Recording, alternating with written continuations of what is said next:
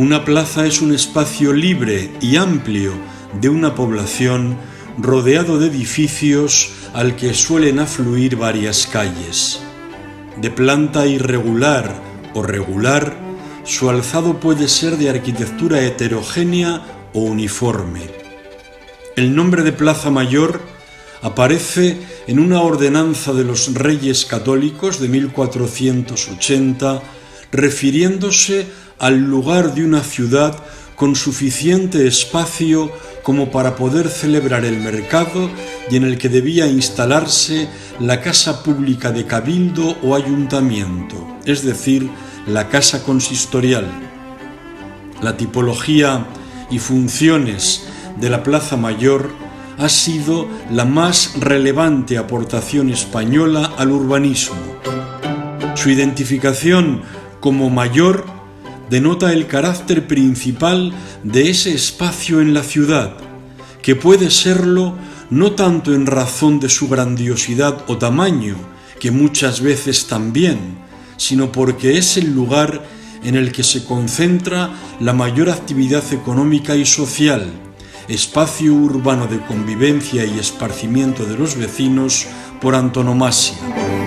La Plaza Mayor tiene su origen inmediato en las plazas de arrabal o plazas del mercado, situadas extramuros de las ciudades, que con el crecimiento urbano pasaron a ocupar un lugar central en la trama. Su origen remoto se halla en el ágora griega y en el foro romano, que estaban en el centro urbano y que tienen en común ser espacios abiertos, pero no desempeñaban la misma función y no tenían viviendas perimetrales. Con el zoco árabe, la única semejanza es su función de mercado, pues el zoco era laberíntico y no un espacio abierto. La Plaza Mayor barroca regular, planificada, de arquitectura uniforme y sin edificios religiosos en sus tramos perimetrales, se convirtió en el centro de la vida social de cada ciudad con un fuerte componente simbólico cívico. Fue también símbolo de un nuevo urbanismo frente a la irregularidad, crecimiento espontáneo y dominio religioso de las plazas precedentes. Las ciudades buscaron poder disponer de una plaza regular que racionalizara el espacio urbano y que ofreciera mejores condiciones para el desempeño de sus funciones, consiguiéndose, junto a ello, un efecto formal y estético muy definido, basado en la regularidad. Algo regular es aquello que está hecho con regla, es decir, conforme a una normativa que regula, en este caso la construcción. También el término regular se refiere a que está basado en líneas rectas y en sistemas de medidas o proporciones. Lo regular puede asimismo relacionarse con uniformidad. La uniformidad en arquitectura es resultado de la repetición de un módulo concreto y rítmico que fundamenta la estructura compositiva, si bien puede conseguirse sensación de uniformidad sin una repetición estricta de módulos o esquemas, porque se puede alcanzar sentido de unidad mediante la concreción de un criterio de diseño general que afecte a materiales, colores o composiciones sin que la repetición sea la única forma de lograrlo. Un espacio arquitectónico regular y uniforme suscita la fascinación propia de la impresión de dominio del hombre sobre el medio frente a la heterogeneidad y la irregularidad orgánica de la naturaleza. Las plazas mayores tienen en común en su alzado la presencia de los soportales. Se trata de un espacio cubierto de acceso público bajo los edificios, de tal forma que se amplía la calle hasta la fachada baja de las edificaciones aportaladas, pues están retranqueadas con respecto a la de los pisos. Los soportales permiten transitar a cubierto del sol y de la lluvia y servían para que bajo su protección, entre los postes, los hortelanos y artesanos, no sólo aquellos que tenían en los bajos sus talleres o tiendas estables, colocaran los puestos para vender sus mercancías. Esta práctica de colocar los puestos de venta en los soportales todavía pervive hoy en algunas ciudades. Las nuevas plazas mayores fueron lugares de encuentro, de mercado, pero también el escenario de los grandes actos, teatro, danzas, mascaradas, autos de fe, procesiones, desfiles, torneos y justas, juegos de cañas, corridas de toros, ajusticiamientos. La Plaza Mayor barroca está rodeada de edificios, en algunos casos por completo, con soportales en la planta baja y varios pisos en altura para viviendas, con abundancia de balcones que se solían alquilar con motivo de la celebración de funciones públicas y servían como palcos.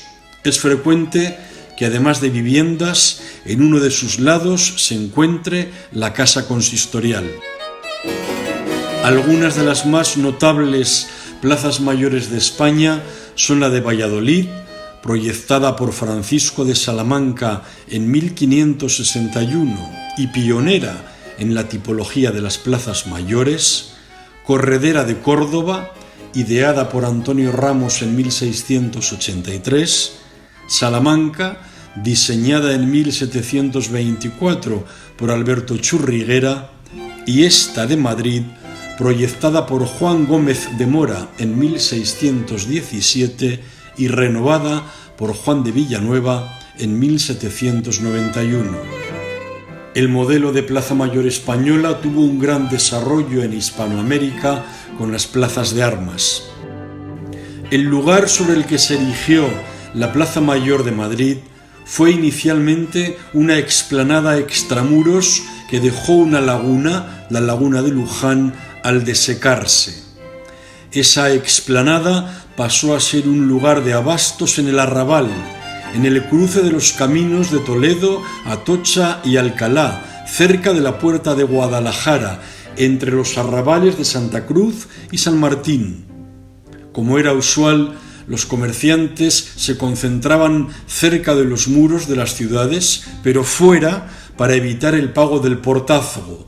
De esta forma, las mercancías que se vendían en el arrabal eran más baratas, lo que atraía a compradores procedentes de las cercanías. Como plaza de abastos, está documentada durante el reinado de Juan II en la primera mitad del siglo XV.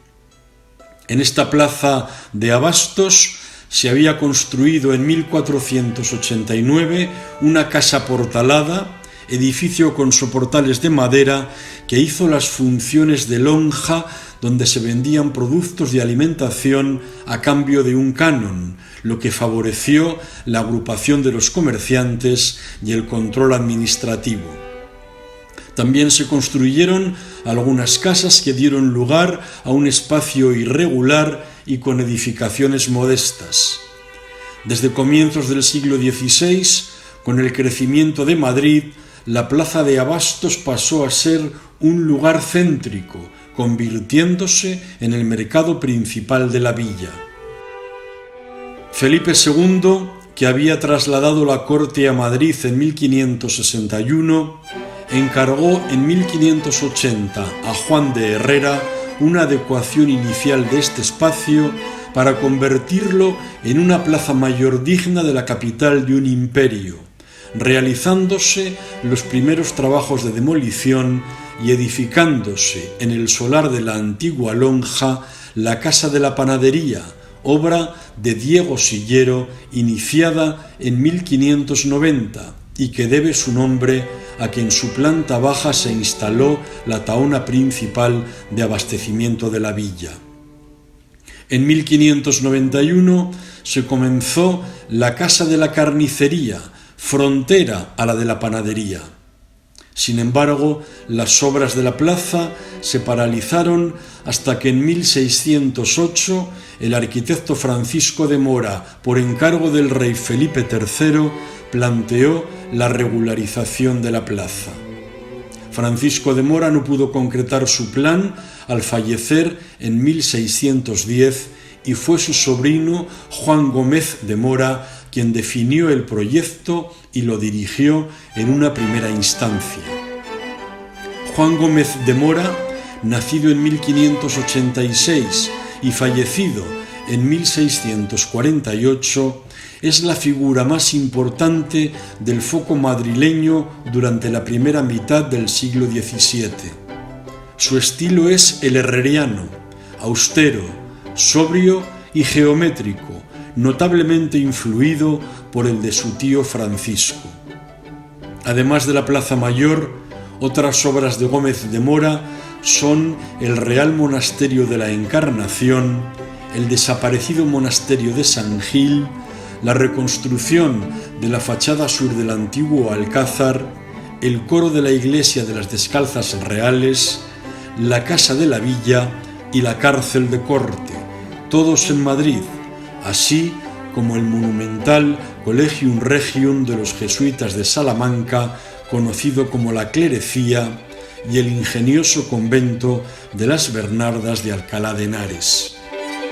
La primera piedra de la Plaza Mayor de Madrid se colocó el 2 de diciembre de 1617 y la obra se concluyó en 1619 con un coste que superó los 900.000 ducados.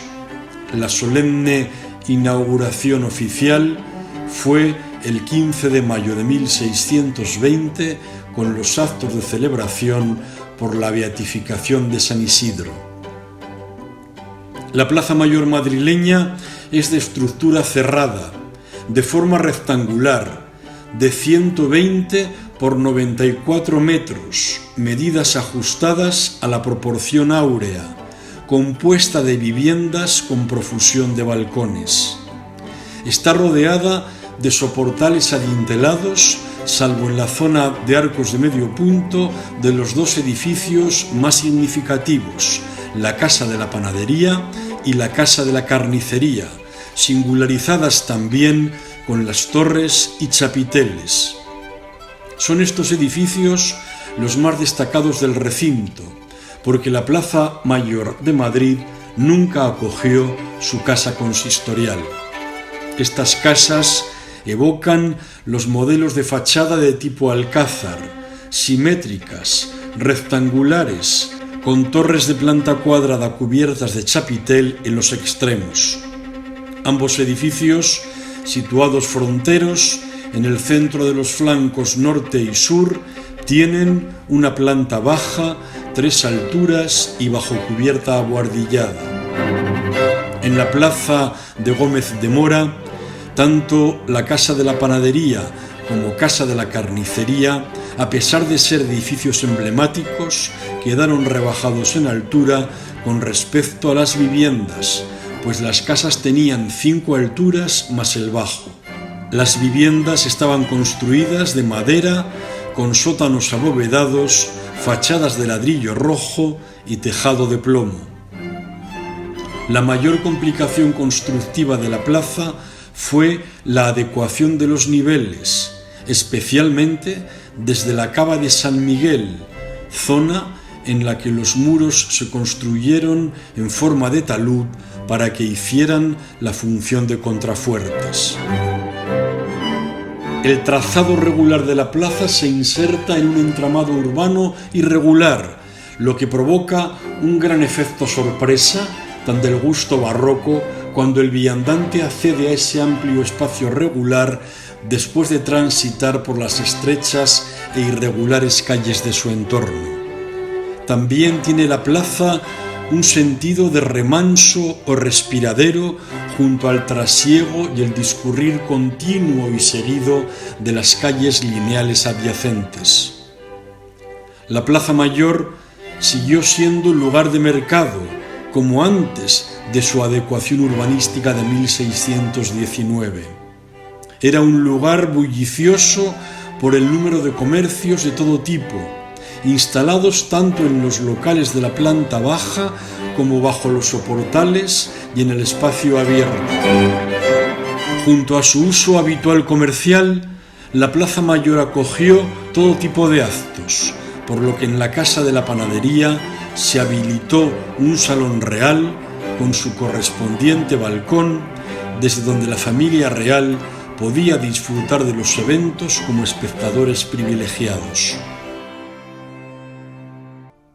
La plaza sufrió 3 grandes incendios en 1631, 1672 y 1790. El primero, en la noche del 6 de julio de 1631, se inició en el horno de una casa particular. Causó 13 muertos, tardó 3 días en ser extinguido y acabó con más de 50 viviendas en el lado sur, entre el Arco Imperial y la calle de Toledo. La Casa de la Carnicería se vio seriamente afectada. Su reconstrucción fue acometida por el propio Juan Gómez de Mora, que cambió la teja árabe por el plomo inicial para las cubiertas. El incendio de la noche del 2 de agosto de 1672 se inició en un farolillo que alumbraba un cuadro de la Virgen del Rosario colgado junto a la Casa de la Panadería, que fue la gran afectada por el siniestro, por lo que tuvo que ser reconstruida con la dirección de Tomás Román y José Donoso. El tercer gran incendio se originó la noche del 16 de agosto de 1790 en el lienzo sur, entre el Arco de Cuchilleros y el Arco de Toledo. El incendio estuvo activo 9 días y devoró las casas de un tercio de la plaza, en la parte sur y oeste, afectando también a edificios aledaños como la iglesia de San Miguel de los Oztoes. Como había poca agua para reducir las llamas, se recurrió al derribo de edificios colindantes para hacer de cortafuegos. El arquitecto Juan de Villanueva dirigió los trabajos técnicos de extinción y también fue el encargado de la reconstrucción de la plaza en 1791. Villanueva cerró la plaza abriendo 9 arcos de acceso desde las calles confluyentes. Rebajó la altura de los edificios de 5 a 3 plantas, armonizando las alturas y dando mayor realce a los 2 principales edificios, la Casa de la Panadería y la Casa de la Carnicería, impidiendo que quedaran por debajo de la altura de las viviendas. Y cambió las estructuras de madera a piedra para evitar futuros incendios dados los antecedentes. El más famoso de todos los arcos de la plaza es el de Cuchilleros, con una escalinata que salva la acusada diferencia de nivel para acceder a la plaza desde la cava de San Miguel, desnivel que ya había sido resuelto por Gómez de Mora. En 1848 se ajardinó la plaza, perdiendo así su sentido morfológico y funcional con el que fue concebida, y se colocó la estatua ecuestre en bronce de Felipe III, obra de Juan de Bolonia y Pietro Tacca, realizada en 1616, estatua que estuvo inicialmente en el Palacio del Buen Retiro y luego en la Casa de Campo, desde donde se trasladó a la Plaza Mayor. La potencia expresiva de las plazas mayores regulares no suele nacer de la singularidad de la arquitectura, sino que reside en su conjunto, si bien alguna excepción de plaza mayor regular sí tiene su origen en la presencia previa de un edificio singular, como ocurre en la Plaza Mayor de El Burgo de Osma, proyectada en 1768 y erigida teniendo como referencia previa el Hospital de San Agustín, edificado en 1694. Las edificaciones que conforman las plazas mayores renuncian a su individualidad para ensalzar el espacio diáfano de su interior, que aparece como el gran protagonista indiscutible de este ámbito urbano. Porque las plazas mayores surgieron para habilitar espacios libres con el fin de facilitar las diversas actividades cívicas. La pérdida de los usos tradicionales dio pie a que muchas plazas se ajardinaran en el siglo XIX, colocando fuentes y estatuas, lo que constituyó una atrocidad histórica y estética, una desnaturalización y una banalización anacrónica del patrimonio urbanístico, pues las plazas mayores son plazas, no jardines ni parques que anulen la armónica majestad del vacío. En general, las últimas intervenciones urbanísticas en las plazas mayores han ido devolviéndolas a su conformidad, recuperando el espacio vacío originario que justificó la configuración de estos peculiares ámbitos urbanos tan simbólicos y atractivos para los vecinos y para los visitantes.